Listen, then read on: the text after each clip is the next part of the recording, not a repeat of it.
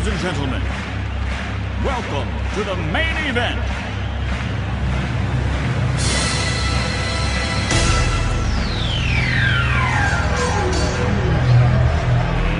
Let's get ready to rumble! Bom dia, boa tarde, boa noite. Começando mais um Liga Norte Podcast, o seu resumo semanal da semana da NFL, NBA e MLB. Chegando ao programa de número 21. E o Matheus trouxe pra gente um jogador que ostentou esse número e que fez algum sucesso com ele. Fala aí, Matheus, beleza? Salve, salve, galera, beleza? Pro número 21, hoje vamos de Primetime, Deion Sanders, ex-jogador da NFL e da MLB.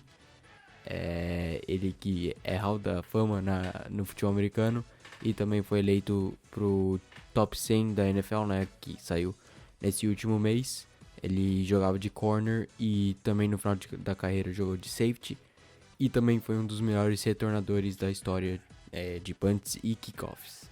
Ele foi eleito defensor do ano em 1994 e jogou beisebol de 88 a 2001. Ele foi draftado no mesmo ano para os dois times, assinou com o Yankees antes de assinar com o Atlanta Falcons, antes de decidir o seu contrato de rookie com o Falcons. Então ele jogou com o Yankees, na semana bateu um home run nas ligas maiores, e daí na mesma semana ele acertou o contrato com o Falcons, estreou e retornou um touchdown um chute pro touchdown.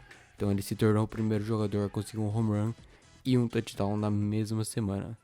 E também ele é o único jogador a disputar o Super Bowl e a World Series. Ele levou o Cincinnati Reds para a World Series e no Super Bowl ele jogou com o San Francisco 49ers e o Dallas Cowboys. Ele ganhou 2 ou 3 Super Bowls aí. E World Series? World Series não conseguiu. Ele não era um dos melhores jogadores de beisebol, mas ele era muito rápido. Ele já liderou a liga um ano em triplas e sempre estava entre os líderes de roubos de base. Aí, esse é um jogador diferente, né, que o Matheus trouxe. Ele sempre escolhe um das ligas. Hoje ele conseguiu já matar 2 ligas num jogador só. Jogou basquete também, ele ou não? Não, talvez tenha jogado aí no college, Deve ter high jogado, school. né? Deve ter jogado. Provavelmente ele jogou, tava no track, time de track da escola, né? Que o time de track seria o time de atletismo, né? Que é o track and field aqui. E então ele, com certeza, né? Esses são aqueles super atletas. Pô, legal a história, né? E aí você disse que ele foi o único jogador a bater um home run e fazer um touchdown na mesma semana. Teve mais jogadores que fizeram os dois, tiveram mais. Não na mesma semana, mas que teve os dois, teve mais, né? Tem o Bo Jackson, que foi um dos melhores, considerado por muitos o maior atleta da história. Ele jogou futebol americano, teve a lesão séria na cintura, a mesma lesão do Tua, teve que se aposentar do futebol americano, foi pro beisebol e também foi All-Star no beisebol. Ele conseguiu ser Pro Bowl All-Star e ele bateu home runs e anotou touchdowns também. Então tá, quando chegar o número dele aí você conta melhor a história, beleza? Então tá bom. E você trouxe aí o jogador número 21. Onde ele usou 21? 21 ele usou no Falcons. Então ele jogou no 49ers no e no Cowboys. Ah, legal. E no beisebol você não... Eu não vi qual, eu posso checar aqui. Vai checando enquanto eu vou puxando o resto aí, só pra saber se ele é o maior 21 da história ou se no beisebol ele trocou o número. Certo? Então tá aí. Esse é um caso bem diferente, né? Eu, sinceramente, não conhecia. Já tinha ouvido falar sobre ele, mas acho que não conhecia a história como na forma que o Matheus contou. Ele usou a 21 no Yankees, no Reds e no Braves. Ele também usou a 24 e a 12 durante a sua carreira. Então, mas dá pra falar que esse é o maior 21 da história, né? Legal. Muito legal. Bem escolhido, Matheus. Bem escolhido. Sem clubismo, foi lá e escolheu um bom jogador. Não jogou no Pacers, não jogou no Dodgers. Tá bom. Foi bem hoje. Certo? Pacers não, Broncos. Ah, é verdade. Não jogou no Pacers também, né? Então tá aí. Nem no Broncos. Vamos lá. Vamos puxar então agora só uma atualização rápida sobre a MLB. High fly ball into right field. She is gone! E na MLB, a gente trouxe aí na semana passada a informação sobre a falcatrua, né, usada pelos Astros, né, que roubou os sinais durante os jogos para poder adivinhar onde a bola vinha, e o Matheus contou um pouco mais como isso funciona. E agora teve desdobramento, teve gente aí perdendo emprego. Semana passada a gente falou dos técnicos e do general manager do Astros que receberam a punição, foram mandados embora do Astros, essa semana teve a notícia que o Alex Cora, o técnico do Red Sox, que era o assistente de banco do Astros durante o ano que eles roubaram os sinais, e também o Red Sox está sendo acusado de ter roubado os sinais com ele como técnico. Ele foi mandado embora do Red Sox e tá para vir uma grande punição aí para ele, segundo vários repórteres. Quando eles deram a punição do Astros, eles falaram que o Alex Cora vai receber a maior punição de todas. E também outro técnico relacionado com isso é não dá pra falar muito bem que ele foi técnico do Mets, porque ele fechou essa off-season para começar a ser o técnico do Mets. Teve esse escândalo e ele já foi demitido. Ele era o catcher do Astros em 2017, o Carlos Beltrán. E o Mets já achou melhor mandar ele embora, né? Não ter Antes isso aí mesmo no de time. começar. Aqui as equipes se preocupam muito com essa questão da imagem, né? De não ter sua imagem vinculada a esse tipo de falta de fair play, e eles se importam muito com isso, né? Talvez podia até ser melhor, ter alguns casos aí de futebol americano de agressão, de expor a família e tal, e aí tem um time ou outro que acaba aceitando de volta, ou contrata um jogador que um time mandou embora e tal, mas costuma-se a ter perda, né? Perder emprego, o clube tentar não vincular a sua imagem para não ter uma perda de marketing ou então de um público. E então, nesse caso, o Mets decidiu nem experimentar o Carlos Beltrán e já finalizou a carreira dele. O Astros vai estar bem manchado aí pra próxima temporada. O Bregman, o melhor jogador do Astros no último ano, deu entrevista, primeira entrevista dele depois dessa notícia. Ele sempre que era um jogador muito midiático, sempre falava bastante com a mídia. Durante a entrevista ele ficou bem quieto, cara bem séria, e só falando que o comissário fez o que ele achou que devia e a franquia fez o que achou que devia. Ele só falou a mesma coisa, repetiu todas as perguntas, e a galera no Twitter tava bem brava com ele, falando que quando você tá ganhando, mesmo roubando os sinais, você tá felizão aí. Agora que é a hora da verdade, você nem pede desculpas, nada. Eles como jogadores devem falar, a gente tá errado, aconteceu, a gente foi, não sei, pressionado, alguma coisa do tipo, mas nem isso fez. Então tá aí, né? Vai ser estranho ver esse Astros, eu acho que vai ter muita vaia. Eu imagino que vai ser vaiado em todos os estádios que eles jogaram, eu imagino que vai ter vaia. Imagina quando os Astros vierem jogar em Los Angeles, por exemplo, como não vai ser. Ano que vem só, não esse e o próximo. Então, imagina como não vai ser isso, né? Lá em Nova York, provavelmente os caras vão ficar bem bravos que o Astros bateu o Yankees na final da liga, e também o Oakland A's, rival de divisão, tava sempre disputando com o Astros o título da divisão, sempre ficava 5 jogos atrás. E agora fica o peso, né? E a notícia só saiu porque o ex-pitcher do Astros foi pro A's, e no A's ele falou que o Astros usava isso, e a MLB foi investigar e usava mesmo. Então tá aí a história, o desdobramento. Vamos ver até onde isso vai chegar, se vai ter mais gente caindo por esse motivo que é justificável, né? Tem que acontecer alguma coisa mesmo. Beleza? Então vamos lá, MLB é isso. Vamos então agora para a NBA. Lillard, long range three, and it's good! At the buzzer! Damian Lillard! Are you kidding me? E na NBA, o Matheus se rendeu ao astro do Orlando Magic. Muitas pessoas, né, muitos jornalistas, até com certa razão, duvidava já muito dele, né? Do Markelle Fultz, que teve aí problemas sérios, né? Alguns problemas de depressão, problemas... aí depois começou a ter um problema que era de postura, não conseguia mais arremessar.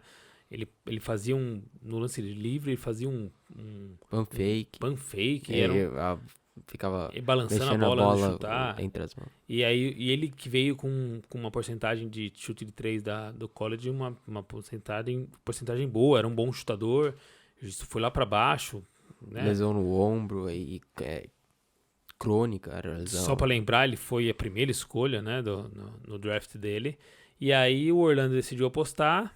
No final, aparentemente, saiu bem, porque na troca que foi feita, o Orlando agora chega à conclusão, né? Foi uma aposta, chega à conclusão que foi uma boa aposta.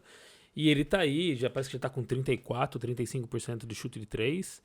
E já acertou o lance livre, já tá com 75%. 74? De lance livre. Então Ele chutava 45. E já não balança mais, não chacoalha, já tá legal. Mas fala aí como que foi. Ele teve um jogo aí muito legal essa semana. Acho que o melhor jogo da carreira dele, né?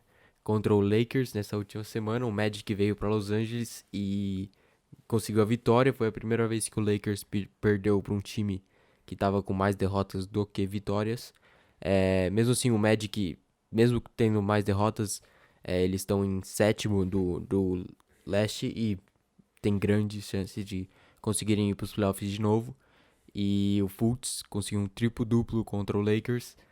Teve várias bandejas dele enfrentando o LeBron, indo pra cima mesmo, sem medo. Teve crossover em cima do McGee e terminou com 21 pontos, 10 rebotes e 11 assistências. Foi clutch, conseguiu as últimas 2 bandejas do time. E acho que o Magic arrumou aí o seu point guard aí do futuro, né? O armador do futuro. Legal, e assim, e a impressão que dá, pelo tamanho da evolução que ele teve do ano passado para esse ano, é que ele está em constante evolução. Então, não parece que ele bateu no teto, parece que ele tem bastante coisa para evoluir ainda. Ele só tem 21 anos ainda. Isso, só tem 21. Tá no seu terceiro ano. E passou por um problema muito grande que ele já saiu, ele já tá com números de um jogador legal para NBA, um jogador que todo mundo quer ter. Mas a impressão que dá é que a tendência nos próximos 2-3 anos, se ele continuar nisso, é melhorar. E é um grande jogador, né? Legal, é bom ver. Agora falando sem nenhuma influência de clube, nada assim, eu tenho um carinho pelo Orlando, mas é muito ruim ver grandes talentos serem perdidos, né? E esse é um caso que aparentemente, pelo menos, não está perdido. Está de volta na NBA e de volta com qualidade.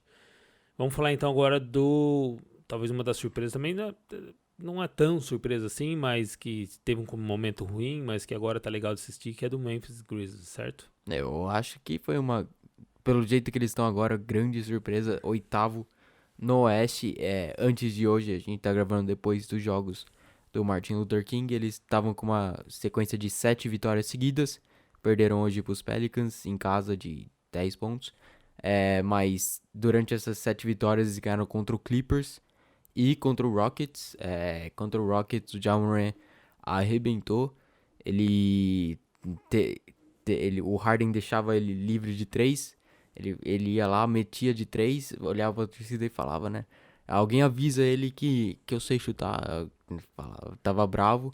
Meteu 2 bolas de 3 nos últimos 2 minutos, com um step back em cima do Harden. Muito bonito. E ele é um showman alguns na passes NBA. fantásticos também, né? Ele dá os dribles, daí ele consegue achar o passe no último minuto. Teve um jogo contra o Cavs que, se o Jaren Jackson Jr. não levasse o toco, ia ser a melhor assistência da temporada. Ele e aí virou um dos melhores costas, tocos da temporada. Ele virou de costas e deixou a bola só pro Jaren Jackson Jr. O McKinney teve que estragar a jogada e dar o toco em cima do Jr. Estragar depende do ponto de vista, né? Pra quem gosta de defesa. O Grizzlies ganhou completou. de 20 pontos, então acho que estragou. Podia ter deixado aí completar o highlight. E a grande questão que fica é o Iguodala, que tá lá no Grizzlies. Talvez vocês não lembrem que ele foi trocado para o Memphis Grizzlies na última off-season. Ele tava lá, o Grizzlies tinha um acordo com ele que eles iam procurar uma troca para um contender, para um time que ia pros playoffs, rumores de Lakers. E aí o Grizzlies virou etc. esse time. O Grizzlies virou um time de playoffs, então provavelmente tem grande chance, né, dele ficar em Memphis e disputar o playoffs pelo Memphis. Acho que ninguém Esperava essa. Falaria isso no começo da temporada, que o Iguodala, ficando no time que ele tava, ele ia disputar playoffs. Mas a briga tá boa, perdeu pro Pelicans hoje, deu uma caída, o Pelicans tá um jogo agora só atrás do Grizzlies, tem 6, 7 times brigando por essa última vaga aí do Oeste, talvez o Thunder também, se eles decidirem trocar Chris Paul, Gallinari, também cai aí para o nível do Grizzlies e abra mais uma vaga, mas vamos ver aí esse jovem time aí do Grizzlies com Ja Morant, Jaren Jackson Jr. e Dillon Brooks. E possivelmente Iguodala, dando um suporte para essa molecada, seria interessante. Eu acho que ele é um jogador, se for pro playoff, ele é um jogador que faz uma diferença por esse time ser tão jovem.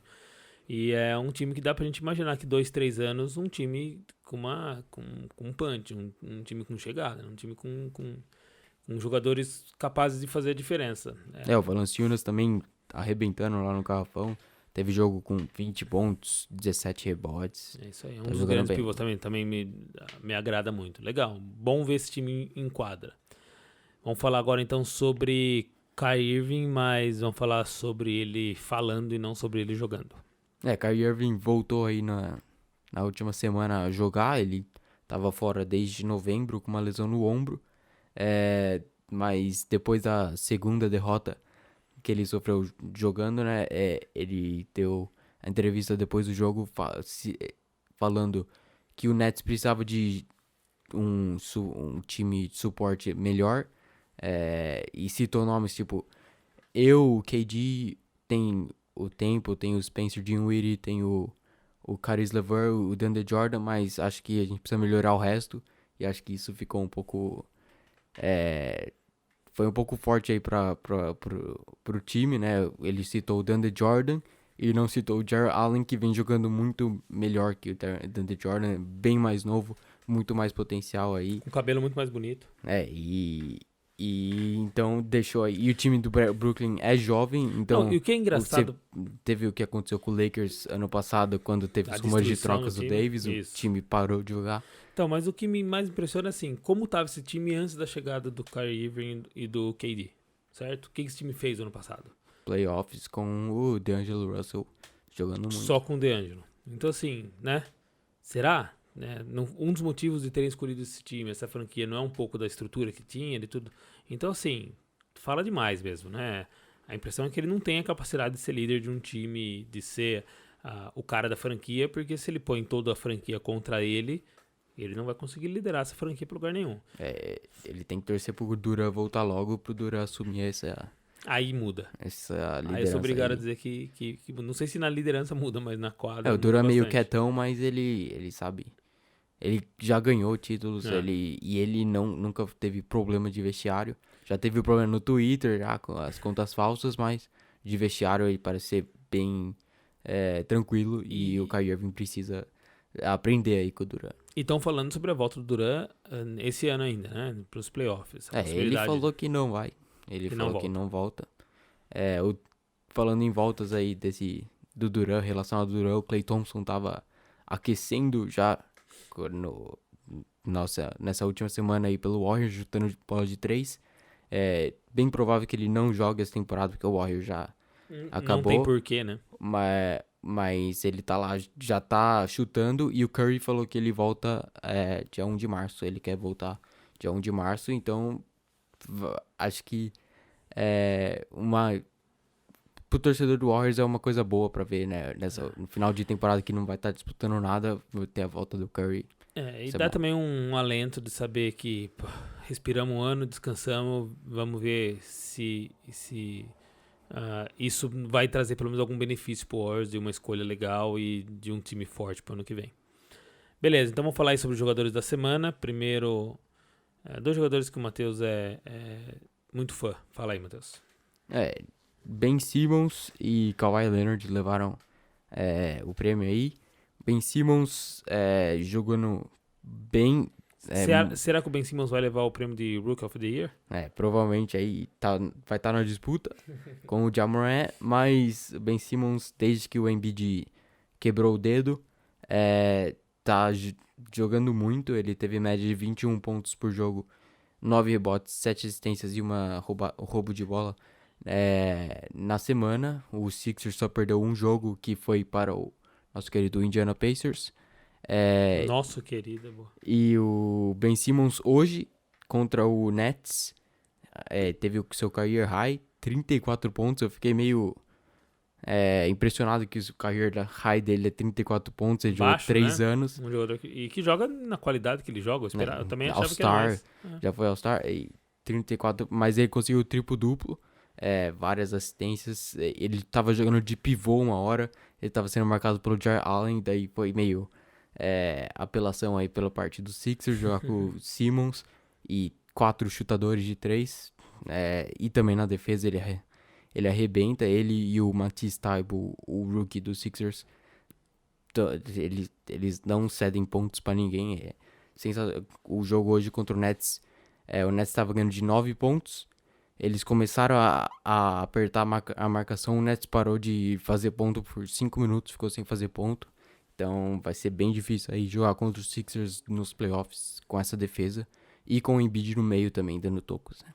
E o Embiid que teve até que enfim uma lesão de jogo, né? Não uma lesão de jogador bichado. O dedo teve que fazer uma cirurgia, né? Não é nada demais, assim, muito grave, mas vai ficar um tempinho fora aí. E o outro jogador da semana? Kawhi Leonard levou na Conferência Oeste 38 pontos por jogo, 5 rebotes, 5 assistências, 3 roubos de bola e uma semana invicta aí pro Clippers. 38 pontos por jogo, teve 2 jogos com mais de 40 pontos, jogou bem pra caramba aí nessa última semana. E o Clippers conseguiu aí uma sequência de vitórias. Estava uma sim, uma não. O Paul George machucado. Vamos ver aí se ele voltar. O Clippers consegue segurar um mando de quadra pelo menos aí nos playoffs do Oeste. Ele tá em que posição agora? Tava em quinto atrás do Nuggets, Jazz, Lakers e Rockets. Só que o Rockets perdeu hoje, não sei como tá. Tá, e ele joga amanhã, né? Ele hoje é feriado aqui nos Estados Unidos, né? Martin Luther King Jr. É um dia, um feriado importante aqui, né? Tem umas paradas, né? Tem a parada que acontece aqui em Crenshaw, que é um bairro que a gente tem aqui no meio de LA, aqui perto de LA. Até às vezes você vê algumas entrevistas do LeBron, ele tá com um moletom, normalmente é um moletom escrito Crenshaw bem grande. Crenshaw e Inglewood são lugares muito conhecidos aqui da comunidade negra. E hoje é um dia que isso é celebrado e a NBA faz esse grande dia da NBA, jogo da NBA o dia inteiro. E de todos os times da NBA, só 2 não jogaram, é isso, né? O Clippers e o Mavericks não jogaram hoje, vão jogar amanhã. E o último jogo de hoje foi Blazers e Warriors. O jogo foi para overtime, o Blazers ganhou 129-124. E o Lillard só anotou 61 pontos, recorde da franquia. Teve buzzer beater para empatar o jogo e tudo. Vou ver os highlights depois aqui do podcast e vamos ver o que ele aprontou aí. Beleza, e aqui você está olhando a posição do Clippers? O Clippers está em quarto. Beleza. Um jogo na frente aí do Rockets. Beleza, mas é isso aí. O que você acha desse low management do Clippers? Que você... Eu já falo que eu sou a favor. Eu acho que é isso aí. O campeonato tá aí, ele decide como ele quer chegar nos playoffs. Ele prefere fazer como o Golden State, chegar invicto e o time ir cansando e acabar não aguentando as finais, ou se chega ali pro meio e garante o mando de quadra no primeiro, ou até em 2 rodadas, e depois vai pro jogo e ganha o que tem que ganhar. O que você acha? Eu acho que se eles conseguirem pelo menos a 4ª posição aí, eu acho que bem interessante usar esse low management.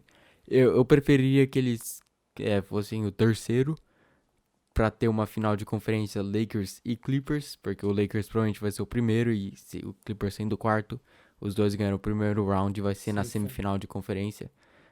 Mas o Clippers com os dois, com o Paul George e o Kawhi saudáveis, com o Lou Williams e o Montrezl vindo do banco, é um time muito forte e deu pra ver quando eles jogaram contra os times fortes aí, Celtics, Lakers, eles ganharam e jogando bem aí. Não, na verdade, não jogando muito bem os dois.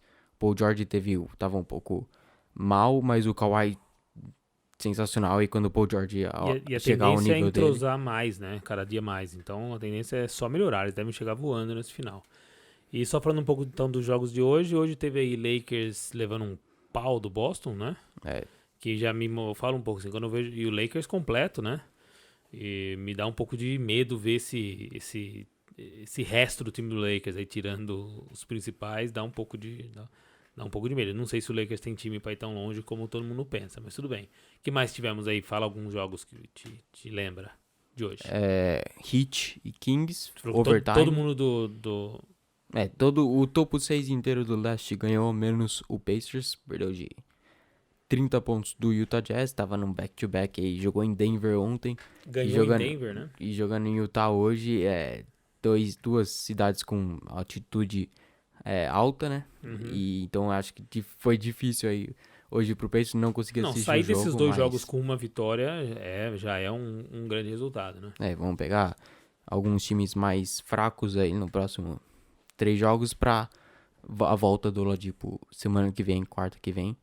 E essa quarta tem a estreia do Zion, né? Vamos ver se estreia mesmo. Certo? Então tá bom. Então semana que vem a gente vai falar um pouquinho aí dessa expectativa do Matheus para a volta de Oladipo. Ok? Então beleza. Vamos então agora para NFL, para esse momento que a gente tá chegando aí, que a gente chegou, né? A definição do Super Bowl. NFL. Roethlisberger has time, throws to the back of the end zone, and it is caught for a touchdown by Holmes. Pois é, a NFL chegou no ápice, né, no momento que todo mundo espera. Tem aí uma semaninha pra gente falar sobre, porque nesse final de semana, né, o Matheus até vai dar como dica, a gente tem aí o Pro Bowl, que é o jogo festivo da NFL. Esse é um dos, de todos, é um dos que menos vale, né, porque por ser um esporte de contato, ninguém quer brincar de dar porrada. Na quinta-feira vai ser legal, que é o desafio de habilidades, é bem o mais legal, parece um parque de diversões, é bem legal. E eles levam a sério mesmo. Eles querem ganhar. Quando é por time, tipo, um tem que completar um setor pro outro conseguir, eles vão dão o máximo pra tentar conseguir, mas... Algumas vezes, eu sei, tem algumas imagens no jogo de Pro Bowl, algumas porradas, é difícil acontecer. Tem uma famosa aí, a famosa aí do Sean Taylor, que infelizmente morreu só com 24 anos, né? Mas o punter fez um fake punch e ele não tava nem aí, quase matou o punch. No Pro Bowl, dar uma porrada no punter, o cara tem que estar levando a sério mesmo. E o punter foi lá e falou... Valeu. Cumprimentou ele depois. Sabe? Eu acho que ele cumprimentou porque ele não sabia o que tá acontecendo, porque ele devia estar meio perdido. Mas tudo bem, então tem aí o Pro Bowl que vai acontecer aí nesse final de semana. Então tem evento, acho que todos os dias, de quinta até domingo, né? Não, só tudo quinta. Eu acho que eles fazem os eventos à tarde e só sai na TV à noite. Eles não passam ao vivo. Entendi. Mas passa na TV nacional. Eu não sei como vai ser esse ano, mas... Tá, beleza. Então tá bom. Então é isso. Eu sei que a ESPN tem repórteres em loco, né? Tem alguns que estão lá. O Curti e o Nardini vão estar. Eles vão estar lá e acho que depois deve estar indo aí Everaldo e Paulo Antunes pra Miami, pra ir pro Super Bowl. O Mancha e o Zolin também vão estar no Super Bowl. Legal. E aí não sei como vai ser cinema e tal. Cinema até o Mendonça e o Curti. E o Curti, legal. Depois a gente vai dar uma pesquisada. Vamos ver como vai ser o hate, porque a turma gostava de Rômulo e Mancha. Era uma dupla das melhores, mas não vai ser apenas pela falta que é a dupla, mas pra mim o Curti também traz muita informação e vai ser legal. Quem tiver a chance, a gente já fez isso 2 vezes, né, Matheus? Assistir no cinema? 3. Uma triste. Uma triste, uma feliz e a outra que foi neutro, mas... Então a triste foi a derrota do Broncos pro Seahawks. Do Broncos pro Seahawks. A feliz foi a vitória do Broncos contra o Panthers. Foi o Super Bowl 50. E a neutra foi o passe na linha de 1 jarda aí do não foi tão neutra porque você não ficou muito feliz com o passe. Mas tudo bem. Mas não gostava também do Seahawks muito, então, tá que bom. deram então um pau neutro. no Broncos. Então foi. Então foi neutra. Então beleza. Então é isso aí. Vamos falar então do que aconteceu essa semana pra conclusão desse Super Bowl que vai ser, pra mim, super interessante. Gostei muito dos times que chegaram e acho que tem um encaixe aí de uma grande defesa com um jogador mágico do outro lado no ataque. Acho que vai ser interessante. Então a gente teve aí 2 jogos no domingo, certo? O primeiro, Chiefs e Titans. Chiefs e Titans, Mahomes, a explicação aí do jogo.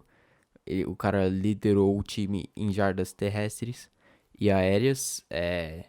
Acho que o momento que ficou meio claro que o Chiefs ia levar o jogo foi quando ele correu para 27 jardas, sendo a última 5 com 2 caras em cima dele. Ele carregou os 2 pro touchdown.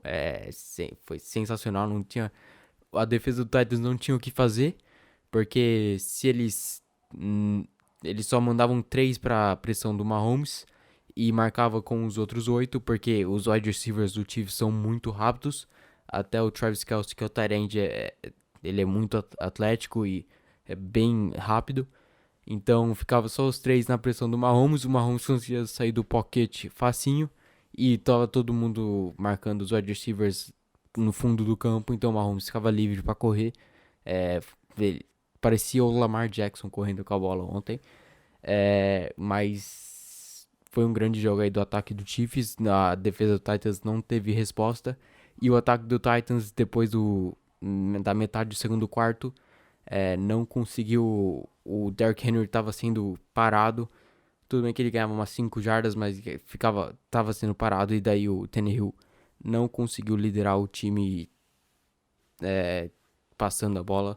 Ele que tinha passado para menos de 100 jardas nos últimos 2 jogos. Ele passou das 200 nesse jogo, teve 2 touchdowns, mas metade aí dessas jardas foi já com o time perdendo por 3 posses. Então ele precisava passar e o Derrick Henry não tinha como ele ser usado no jogo terrestre, perdendo de 3 posses, não tinha o porquê correr com a bola. Então foi um jogo abaixo aí do Derrick Henry, que só teve 69 jardas e 1 touchdown. Então tá, e aí no final então a gente teve aí a esperada chegada de Patrick Mahomes ao Super Bowl. Vamos ver como ele vai sair. Ele me parece desses grandes, que nesse momento eu acho que vai continuar grande. Eu acho que ele não é o tipo de jogador que chega no Super Bowl e sente. É uma aposta, mas eu acho que a gente vai ver um grande jogo dele aí. Eu acho que é uma nova e talvez dinastia aí da NFL. Chiefs, se conseguir pelo menos deixar um time decente aí em volta do Mahomes, e com o Mahomes o time já é elite, e o Andy Reid como treinador, vai ser bastante difícil aí segurar o Chiefs nesses próximos 15, 18 anos aí. Isso aí, então anota aí o que o Matheus falou. Eu concordo, eu acho que tem um cara diferente liderando o time. Isso faz, na NFL, isso faz uma diferença muito grande. E ele não é só diferente, ele é um diferente muito acima da média. Então, beleza. Então, tá aí a chegada do Chiefs ao Super Bowl. E no outro jogo, do domingo, um pouquinho mais à tarde, teve o encontro entre Packers e 49ers, que tem aí um tempero, né, da questão de que o 49ers tinha a primeira escolha há muito tempo atrás aí. 2005. E o sonho de um tal de Aaron Rodgers era jogar pelos 49ers. Ele era torcedor dos 49ers e tinha esse sonho. E aí o 49ers decidiu por Alex Smith. E aí foram entrevistar o Aaron Rodgers, perguntaram quem é que como ele tava por... Quão desapontado ele tava de não ter sido selecionado pelo 49ers. E ele falou que quem ia ficar desapontado... Ele falou, eu não tô tão desapontado quanto o 49ers vai ficar por não ter me escolhido. Então, tudo bem. Então, até antes desse jogo aqui, eu considero que o 49ers, não vou falar desapontado assim, mas na hora de pensar, percebeu que escolheu errado. Entre os dois QB, não dá pra ter dúvida, certo? Não dá pra ter dúvida que escolheu errado. É lógico que não é assim que as coisas funcionam. Porque o Rodgers teve 2 anos de ficar no banco aí assistindo aprendendo o Brett com um belo professor. O Brett Favre jogar, então acho que foi bom pra todo mundo. Pro Rodgers ter ido também, pro Green Bay. Isso, mas tem essa questão também de que os 49ers não tendo o Rodgers, teve mais espaço, conseguiu montar um time, demorou, sofreu muito nesse tempo, mas aí chegou agora com esse QB, esse achado, e o time tá bem montado e provou em campo que deixou o Rodgers também um pouquinho desapontado, certo? Como foi esse jogo? O São Francisco dominou desde o primeiro quarto, foi 37-20, os últimos 7 pontos do Green Bay já foram no garbage time. Mas o destaque do jogo foi o jogo terrestre do 49ers. O Raheem Mostert correu 29 vezes para 220 jardas e 4 touchdowns. Ele que não é muito alto como o Derrick Henry, mas bem veloz, e ele não foi draftado 2 anos atrás. Esse é o seu 7º time e parece que ele achou a sua casa. O Garoppolo só passou 8 vezes a bola, acertou 6 passes para 77 jardas, mas não precisou dele. O time já saiu na frente no começo, e estando 20-0 na frente, era só correr com a bola para gastar o tempo e conseguir a vitória tranquilo. Então tá aí, então tá definido o Super Bowl, então a gente vai ter esse encontro de Mahomes, esse novo mágico jogador que a NFL tá recebendo, com o Garoppolo, que pra mim, eu considero um achado por isso, né? Você ir na reserva de um time e achar um jogador para liderar a sua equipe a um Super Bowl é um achado, né? Uma bela garimpada, né? E uma aposta certeira também. Mas analisa aí o que você... Na primeira análise, na semana que vem a gente pode falar um pouquinho mais. Semana que vem vamos ver a prévia aí do Isso, Super Bowl. mas só fala aí, assim, o que você acha desse encontro. Foca primeiro só nesse encontro de QBs, o que cada um traz para sua franquia. Eu acho que não tem dúvidas que o Mahomes é 1000 vezes melhor que o Garoppolo. O Garoppolo, ele não estraga o time, ele consegue ajudar, ele não vai fazer mal pro time, mas ele não vai fazer a diferença também. Ele não vai ser o cara que vai pôr o time nas costas e falar vem comigo, igual o Mahomes fez aí contra o Titans e contra o Texans, perdendo de 24-0 e anotando 51 pontos depois. Então acho que a vantagem de QB fica com o Chiefs facilmente. E isso. É isso, e é de time, você fala semana que vem. É do time. Você analisa mais, traz uma análise melhor semana que vem. Só vamos ver aí como o Richard Sherman vai jogar contra o Chiefs, porque teve uma polêmica aí depois do jogo. O Darrelle Reeves, ex-cornerback do Jets e do Patriots, um dos melhores cornerbacks da história. Ele tweetou pro Richard Sherman e falou: é fácil jogar assim, né? Quando você só fica de um lado e o melhor recebedor do outro time tá do outro lado e você fica fugindo dele e só marcando em zona. É fácil jogar. Daí o Sherman respondeu falando que quem vai estar no Super Bowl é ele e o Reeves só vai estar assistindo do sofá. Mas o Devante Adams recebeu 9 vezes a bola para 138 jardas e o Richard Sherman ficava só marcava o Adams se o Adams fosse pro lado dele. Mas isso os grandes cornerbacks sempre mexem com o wide receiver. O Darrelle Reeves sempre estava na ilha Reeves. Quando ele estava marcando o wide receiver, ele ia de um lado pro outro. Principalmente, teve grandes duelos contra o Randy Moss quando ele estava no Patriots e o Reeves no Jets. Sempre estava pro desafio, ele sempre estava no desafio. E o Richard Sherman, ele sempre tá do mesmo lado. Ele parece que... a pergunta é, quem define isso? No Seahawks ele já jogava lá no lado esquerdo da defesa. A defesa olhando pro ataque, né? Ele jogava no lado esquerdo e os Seahawks tem os seus 2 grandes safeties. Tinham os seus 2 grandes safeties, o Earl Thomas e o Cam Chancellor, na Legion of Boom. E ele marcava em zona e tinha grandes ajudas aí do safeties se o wide receiver conseguisse passar dele correndo. Então fica a questão, né? Se ele sempre jogou assim, chegou ou não chegou jogando assim, talvez seja o diferencial dele, não seja o estilo dele, essa mudança e tal. Mas se tem alguém que tem poder sobre isso, é o técnico de defesa, certo? Se é assim que eles jogam, é assim que ele deve jogar. Vamos ver se quando o Tyreek Hill vai estar em cima dele, se ele vai conseguir segurar o Tyreek Hill, porque o Chris Harris Jr., que é um dos melhores corners da liga, do Denver Broncos, ele joga contra o Tyreek Hill 2 vezes por ano, e ele tava assistindo o jogo e tweetando que não dava pro Titans ficar marcando mano a mano contra o Tyreek Hill, porque o Tyreek Hill ia ganhar toda vez na corrida. O Chris Harris sempre leva um baile do Tyreek Hill, sempre precisa da ajuda do safety, então vamos ver o que a defesa vai preparar aí pro Tyreek Hill. Então tá, mas tem também a questão de que o time, né, que tá jogando contra o Sherman também deve não gostar muito de pôr o seu melhor jogador no Sherman, porque o Sherman é um grande defensor, então também deve pôr ele pro outro lado, fugir um pouquinho do Sherman também, sabendo que o Sherman joga em zona e vai ficar do mesmo lado. Mas aí é um confronto dos técnicos e eles que decidam isso aí, certo? Eu sou Team Sherman porque o Sherman curtiu a nossa postagem, né? Então a gente é adepto do Sherman. Quando os outros cornetas começarem a curtir o Liga Norte a gente pode começar a torcer pros outros também. Ele postou uma foto no Instagram da interceptação dele, mas e na legenda ele pôs...